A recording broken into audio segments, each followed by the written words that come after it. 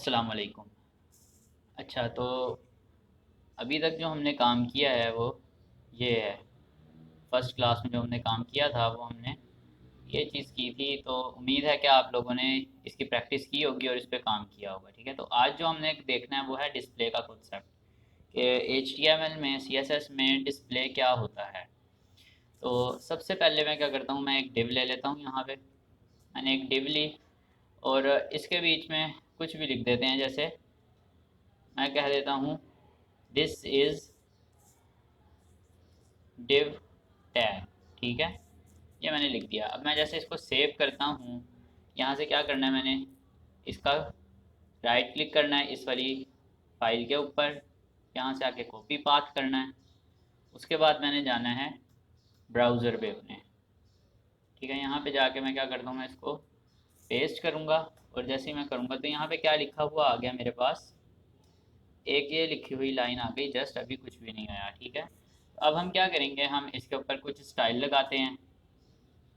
इसके लिए मैं क्या लिखूंगा, यहाँ पे स्टाइल लिखूंगा। स्टाइल के अंदर मैं आके मैं क्या करता हूँ, मैं इसकी हाइट हाइट सेट कर देता हूँ। हाइट इसकी हम कर देते हैं कुछ 400, बल्कि कुछ 300 पिक्सल्स। उसके बाद विड्थ वो भी हम कर देते हैं इसकी 300 पिक्सल्स। ठीक हो गया। अब जब मैंने इसकी हाइट और विड्थ सेट कर दी है तो क्या हुआ, अभी भी कुछ नहीं हुआ, हमें शो कुछ नहीं हुआ। सिर्फ क्या हुआ, उसने नीचे से एक स्पेस ले लिया। तो शो क्यों नहीं हुआ, शो करने के लिए क्या करते हैं, यहाँ पे हम इसके बैकग्राउंड के ऊपर एक कलर देते हैं। मैं कहता हूँ बैकग्राउंड कलर इसका आ जाए ब्लैक। ब्लैक यहाँ पे जैसे मैं करूँगा तो ये इस तरीके से ब्लैक आ गया। ठीक है, अभी इसके ऊपर शो नहीं हो रहा लिखा हुआ, आई थिंक इसको छोटा कर देते हैं, थोड़ा सा ज़्यादा ही बड़ा हो गया। 200 कर देते हैं और इसको भी कर देते हैं 200 पिक्सल। कंट्रोल S किया तो ये इतना हो गया। यहाँ पे आके मैं क्या करता हूँ, मैं इसका कलर चेंज करता हूँ। कलर क्या करता है, कलर जो होता है वो टेक्स्ट का कलर चेंज करता है। बैकग्राउंड का कलर चेंज करेगा और जो कलर जो है वो टेक्स्ट का कलर चेंज करेगा। जैसे यहाँ पे ये लिखा हुआ आ गया है टेक्स्ट, इस तरीके से ये यहाँ पे लिखा हुआ आ गया, वाइट कलर हो गया इसका। अब क्या करते हैं हम, यहाँ से आगे इसको यहाँ से हम कुछ मार्जिन दे के देखते हैं। मार्जिन क्या होता है, मार्जिन होता है सिंपल, अगर हम अल्फाज में कहें कि आप चाहते हैं कि ये यहाँ लेफ्ट साइड से आगे को चला जाए, यानी इसके लेफ्ट पे स्पेस आ जाए कुछ। ठीक है, तो उसके लिए क्या करेंगे, हम इसको मार्जिन दे सकते हैं। हम टॉप से भी दे सकते हैं, लेफ्ट से, राइट से और बॉटम कहीं से भी हम मार्जिन दे सकते हैं। किस तरीके से देते हैं ये मैं आपको दिखाता हूँ। मैं यहाँ पे कहता हूँ मार्जिन लेफ्ट, ये लिखा हुआ आगे इधर ऊपर मार्जिन लेफ्ट मैंने यहाँ पे लिखा। मार्जिन लेफ्ट मैं कितना देता हूँ, मैं इसको कुछ दे देता हूँ 500 पिक्सल्स करके। जैसे मैंने 500 पिक्सल्स इसका मार्जिन किया तो ये क्या हुआ, ये लेफ्ट साइड से आगे मूव हो गया। ठीक है, सिर्फ लेफ्ट से नहीं, हम इसको टॉप से भी दे सकते हैं। मैं यहाँ पे इसको देता हूँ मार्जिन डैश टॉप। ठीक है, तो ये चीज़ आपने एक ख्याल रखना है कि जब आपने दो वर्ड्स लिखने हैं CSS के अंदर, जैसे एक मार्जिन है दूसरा है टॉप, तो दो वर्ड्स जहाँ भी आपने लिखने हैं तो उन दोनों के दरमियान एक डैश का साइन लगाना लाजमी है, माइनस का साइन लाजमी है। ठीक है, जैसे यहाँ पे लिखा है मैंने, जैसे बैकग्राउंड डैश कलर लिखा हुआ है, तो ये चीज़ें करना लाजमी है इसके अंदर। टॉप से मैं इसको कितना मार्जिन देता हूँ, मैं इसको टॉप से दे देता हूँ, आई थिंक कुछ भी कर दे देते हैं हम इसको 200 पिक्सल्स दे के देखते हैं। मार्जिन टॉप से 200 पिक्सल्स दिया। जैसे ही मैंने 200 पिक्सल किया तो इसने ऊपर से टॉप से मार्जिन ले लिया, ये स्पेस आ गई इसके ऊपर। ठीक है, आप देख रहे हैं तो ये वाली जो थी ये इसने यहाँ से स्पेस ले ली। ठीक है, इसके बाद अगला काम क्या है हमारा, मैं क्या करता हूँ, मैं नीचे जाके एक डिव लेता हूँ। अभी क्योंकि हमने इसका डिस्प्ले का कॉन्सेप्ट समझना है तो हम देखते हैं डिस्प्ले क्या है। पहले मैं क्या करता हूँ, एक डिव और लेता हूँ। अब इस डिव के अंदर मैं लिख देता हूँ, कुछ भी लिख देता हूँ कि जैसे एन अदर डिव। मैंने एक लिख दिया एन अदर डिव। जैसे मैंने इसको लिख के यहाँ पे सेव किया तो क्या हुआ, ये यहाँ पे नीचे लिख के मेरे पास आ गया another div। इसको भी मैं कुछ स्टाइल देता हूँ। मैं यहाँ पे लिखता हूँ स्टाइल। स्टाइल लिखने के बाद इसको भी मैं कुछ हाइट दे देता हूँ। सॉरी, हाइट कितनी दे देते हैं इसको हम 50 पिक्सल्स। उसके बाद विड्थ भी हम इसकी कितनी रख देते हैं 50 पिक्सल्स। ठीक हो गया। उसके बाद मैं साथ ही साथ इसको जो है बैकग्राउंड कलर भी दे देता हूँ। बैकग्राउंड कलर इसको दे देते हैं ऑरेंज, ऐसे करके। ठीक है, कंट्रोल आर किया तो अब ये इस तरीके से आ गया मेरे पास। ठीक है, दूसरे नंबर पे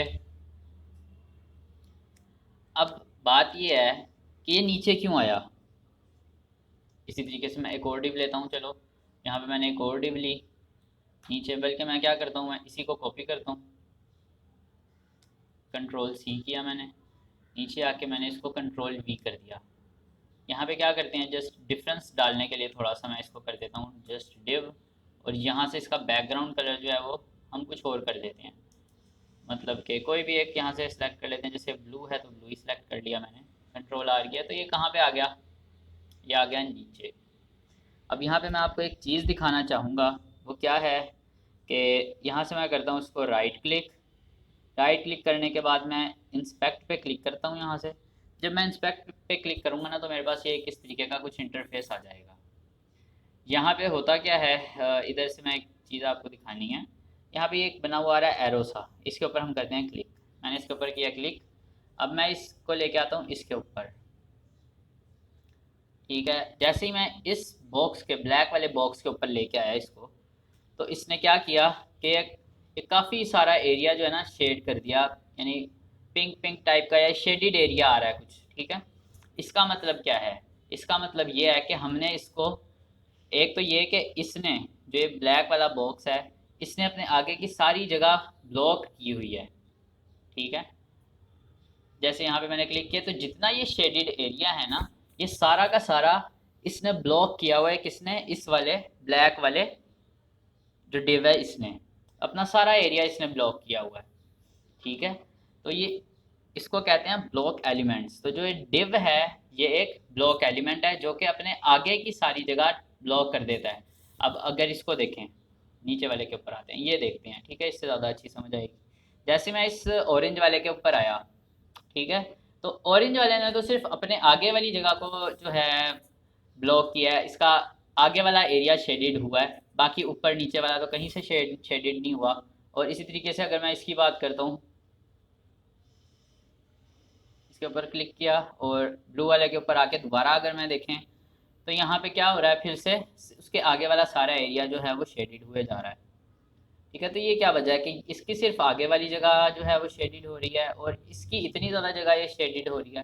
तो उसकी वजह ये है कि हमने इसको मार्जिन दिया था टॉप से। इसकी ओरिजिनल जो जगह है ना इस ब्लैक वाले बॉक्स की, वो है यहाँ पे, इधर जहाँ तक ये एरिया शेडेड एरिया जहाँ से स्टार्ट हो रहा है, तो वो इसकी क्या है, स्टार्टिंग पॉइंट है। यहाँ से हम इसको लेके आए आगे, पहले हमने लेफ्ट से इसको शिफ्ट किया, वो यहाँ पे आया।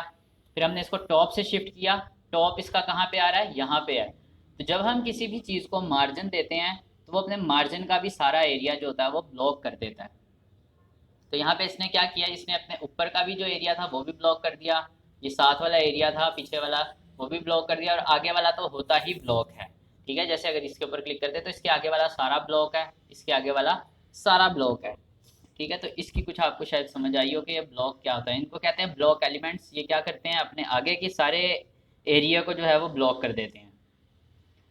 अच्छा, अब मैं चाहता हूँ कि ये जो डिव हैं ये नीचे ना आए, ये इसके साथ आए। लेकिन ये इसके साथ इसलिए नहीं आ रहे कि इसने जो है अपने आगे का सारा एरिया ब्लॉक किया हुआ है। तो उसको हम कैसे सही कर सकते हैं, अगर मैं इसको कर भी देता हूँ तो इसने भी अपने आगे का सारा एरिया ब्लॉक किया हुआ है, इसके आगे भी कुछ नहीं आ सकता। इसने भी अपना एरिया सारा आगे का ब्लॉक किया हुआ है, इसके आगे भी कुछ नहीं आ सकता। तो इसको हम देखते हैं कि हम कैसे सही कर सकते हैं। क्या करते हैं, इसको फिलहाल के लिए मैं क्लोज करता हूँ यहाँ से, और मैं जाता हूँ वापस अपने VS कोड के अंदर। अब मैं किन, अब हमने देखना है कि मैं चाहता हूँ एक, ये दो और ये तीन, ये तीनों जो डिव्स हैं ये एक लाइन के अंदर आए हैं, एक ही लाइन के अंदर आ रही हूँ। तो थोड़ा सा एक काम करते हैं, ये कि मैं इसको टॉप से कुछ मार्जिन देता हूँ। मैं कहता हूँ इसको टॉप, मार्जिन टॉप कुछ भी इसको हम 20 पिक्सल्स दे देते हैं ताकि इसमें जो है थोड़ा सा हमें पता चले कि ये दो अलग अलग डिव्स आ रही हैं। ठीक है, ये दोनों अलग अलग डिव हैं। अब मैं चाहता हूँ कि ये एक ये वाली, एक ये वाली और एक ये वाली तीनों डिव एक ही लाइन के अंदर आए। तो हमें इसका डिस्प्ले करना होगा चेंज। इसका जो डिस्प्ले है, एक, दो और ये तीन, तीनों डिव्स का जो डिस्प्ले है वो क्या है, ब्लॉक है।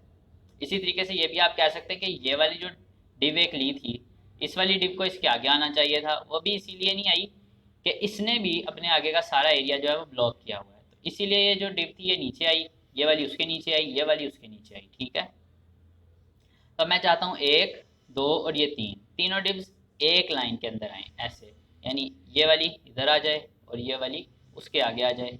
तो मैं क्या करूँगा, जिन जिन चीज़ों को मैं चाहता हूँ कि एक ही लाइन के अंदर आ जाए, मैं उनको उनका डिस्प्ले जो है वो चेंज करके क्या कर दूंगा, इन लाइन ब्लॉक कर दूंगा। ठीक है, सबसे पहले एक ब्लैक वाली डिव को करना है, तो मैं इधर आता हूँ, यहाँ पे हमारा लास्ट दिया हुआ है हमने,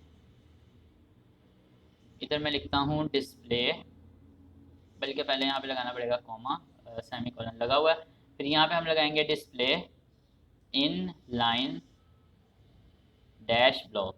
ये आ रहा है दूसरे नंबर पे, यहाँ से अगर आप देखें। ठीक है, ये आ रहा है in line block dash block, मतलब जैसे मैंने इसको किया, यहाँ पे आया, कंट्रोल एस किया, कुछ भी नहीं हुआ, ये इसके आगे नहीं आया। अभी मैं आपको एक चीज़ दिखाता हूँ, फिर से मैंने राइट क्लिक किया, इंस्पेक्ट के ऊपर क्लिक किया, मेरे पास इस तरीके की एक विंडो ओपन हो गई। यहाँ से आके मैं इसके ऊपर क्लिक करता हूँ, एरो के ऊपर, फिर मैं इसके ऊपर जाके सिलेक्ट करता हूँ। अब जो है यहाँ पे क्या है, अब इसने सिर्फ अपना पिछला एरिया जो है वो ब्लॉक किया हुआ है, जो इसको मार्जिन दिया हुआ था, इसने एक्स्ट्रा एरिया सारा का सारा छोड़ दिया है। ठीक है, ये जो आगे का पहले इसने ब्लॉक किया हुआ था वो सारा इसने एरिया छोड़ दिया है, अब नहीं इसने ब्लॉक किया हुआ। तो अब क्या करेंगे, इसने तो अपने आगे का सारा एरिया ब्लॉक करना छोड़ दिया, लेकिन जब हम नीचे वालों की बात करते हैं, इसने अभी भी अपना सारा एरिया ब्लॉक किया हुआ है। ये देखें, इसने अपना सारा एरिया ब्लॉक किया हुआ है, इसने भी। अब जब मैंने इसको मार्जिन दिया तो इसने अपने ऊपर के एरिया को भी कवर कर लिया, ब्लॉक कर दिया। ठीक है, अपने ऊपर के एरिया को भी इसने ले लिया और आगे वाला भी सारा एरिया इसने ब्लॉक कर दिया। तो अब मुझे क्या करना पड़ेगा, मुझे तीनों का जो डिस्प्ले है वो चेंज करना पड़ेगा। मैं इसका डिस्प्ले चेंज करता हूँ, मैं कहता हूँ डिस्प्ले इनलाइन डैश ब्लॉक। यार ऊपर मैंने इसके ऊपर क्लिक किया, कंट्रोल एस किया, इधर आके कंट्रोल आर किया। जैसे ही मैंने ये किया तो ये क्या हुआ, दोनों एक ही लाइन के अंदर आ गए। ये एक बराबर इसीलिए नहीं आए क्योंकि इसको मार्जिन दिया हुआ है। ठीक है, यहाँ से इसको क्लोज करते हैं फिलहाल। ठीक, तो ये इसने क्यों नहीं किया कि ये एक ही लाइन के अंदर आ रहे हैं एक लाइन के अंदर ही आ रहे हैं। ठीक है, लेकिन हमने इसको मार्जिन दिया हुआ था, मार्जिन की वजह से ये दोनों ऊपर नीचे होते हैं। वैसे मार्जिन जब हम इनलाइन ब्लॉक वगैरह यूज़ करते हैं तो इनको मैनेज करना वैसे थोड़ा सा मुश्किल होता है। ठीक है, बाज़ औक़ात इसमें काफ़ी डिस्टर्बेंस आती है, तो वो जब आप आगे बढ़ेंगे तो देख लेंगे कि हम इसको किस तरीके से सॉल्व कर सकते हैं इस प्रॉब्लम को, कि ये एक लाइन में क्यों नहीं आ रहे, एक सीध में क्यों नहीं आ रहे, यानी जैसे इसका टॉप इसके टॉप के साथ यहाँ से शुरू होना चाहिए था। तो वो हम आगे देखेंगे फिलहाल। अच्छा, अब जब हम तीसरे को भी चाहते हैं, तीसरा भी इनके आगे आ जाए, तो यहाँ से मैं क्या करता हूँ, इसको भी मैं क्या कर देता हूँ, डिस्प्ले दे देता हूँ इनलाइन ब्लॉक। इनलाइन ब्लॉक किया, कंट्रोल एस किया, कंट्रोल आर किया, नीचे आए तो ये तीनों एक ही लाइन के अंदर आ गए। ठीक हो गया। और अगर आप चाहते हैं तीनों एक ही लाइन के अंदर आ जाएं तो मैं यहाँ से इसको देख सकते हैं हम, इसको जो है यहाँ से कॉपी करता हूँ, मार्जिन टॉप जो मैंने नीचे दिया था, कंट्रोल सी किया, इधर आके कंट्रोल वी किया, कंट्रोल एस किया, इधर आए कंट्रोल आर। तो फिलहाल कुछ नहीं हुआ, लेकिन ये जो है, अच्छा तो अब जो है ये ही हमारा जो आज का टॉपिक था डिस्प्ले का, तो उम्मीद है आपकी उसकी समझ आई होगी। तो आप इसके ऊपर वर्क करें, काम करें, और उम्मीद है कि सर ने आपको कोई ना कोई काम कहा होगा तो आप वो काम भी कर सकते हैं जो असाइनमेंट वगैरह दी हुई है। और इसके अलावा सर ने आपको बताया होगा कि आगे नेक्स्ट हमने क्या करना है, तो इसकी प्रिपरेशन करें और फिर बाकी जो है वो हम नेक्स्ट लेक्चर में देखेंगे। Thank you.